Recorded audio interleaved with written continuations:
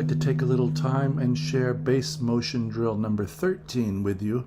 This is a B7 flat 9 chord loop where we're just playing the chord tones of B7 ascending and then descending from the root to the third to the fifth to the flat 7 to the root, flat 7, fifth, third, home. I'd like to ask, if you're here on the channel and you're enjoying the content, take a look at the playlists and see if there isn't another topic or some other related videos that you find that you might like.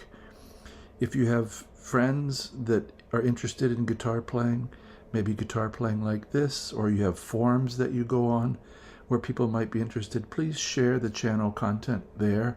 If you're able to recommend it to people, I would really appreciate it. If you've not yet done so, please do subscribe. You can hit the like button, share, please share, and leave a comment. It's always good to hear from you, hear what you're thinking, what you're working on, and maybe how these things are fitting into your vision of the board and your musical journey. If you'd ever like to send me a tip, my PayPal information's there in the description below, and it's always a nice surprise to open my mail and see that someone sent something nice. I do appreciate it. Thank you for everyone that's done that. So here's B7. We're rising up from, like I said, root, third, 5, flat 7, 1. This is a sound we really want in our ear because when we're improvising, we want to be able to anticipate chord tones and the sounds they're going to make and what we're going to pair with them. That's quite a lot of what these etudes, both the melodic motion etudes and the bass motion drills are giving you the standard, more or less standard sets of intervals that'll work on the fly that are consonant and tested. A lot of the examples come from Johann Sebastian Bach, or they're just from counterpoint studies that I've made up. So in this case, we're just going to rise up from a tenth to a tenth to a tenth to a tenth to a tenth. Consistent interval throughout. So this is really mapping some important intervals. So B and D sharp, 7 and 8 on string 6 and 3. We're going to rise up to E on the 9th fret. We could also finger this second and third finger on 7 and 8 with little finger playing the 9th fret if we want to stay right there. If you haven't done this kind of work with pairs of fingers, if it feels unfamiliar to you, you'd really want to get this kind of independence down working in teams. That's a little bit of what this exercise is, these different teams. So 7 and 8, 9, 6 and 7, D sharp and F sharp, the 3rd and the 5th. Then we're going to add the minor 6 or the flat 13 above. So 6, 7, 8, because that note is rising up to the flat 7, minor 7, with the 5th in the bass. So this is frets 9 and 10.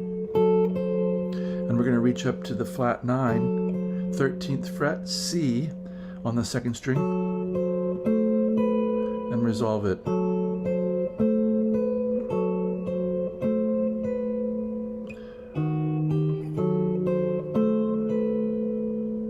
Give yourself sometimes just a little taste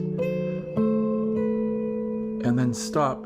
See what you hear for a continuation. You might not want to go where I've gone in the drill.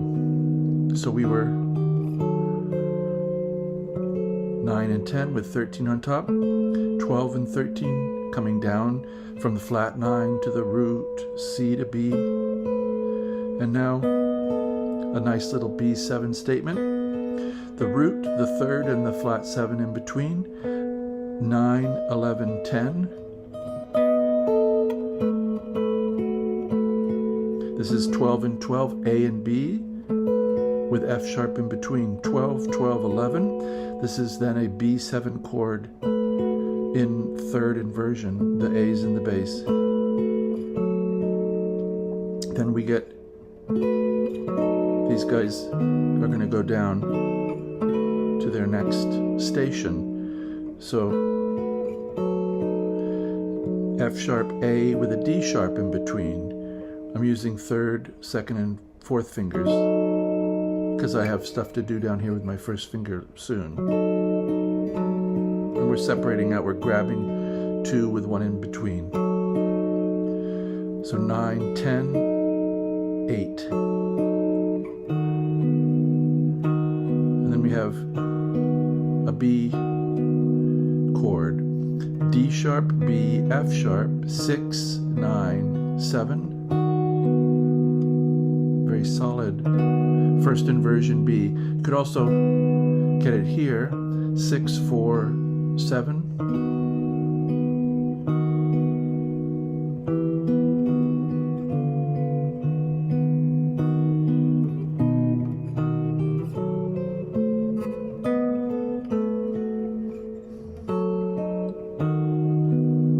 And that's back, we're back. If you loop it, that's how it gets its name as a chord tone loop. I hope this has been interesting and that you've stuck with me this far and that you find something new in your playing every day, something that you enjoy, that makes you want to go on, maybe something you want to share. If you ever record a clip, please send me a message and let me know.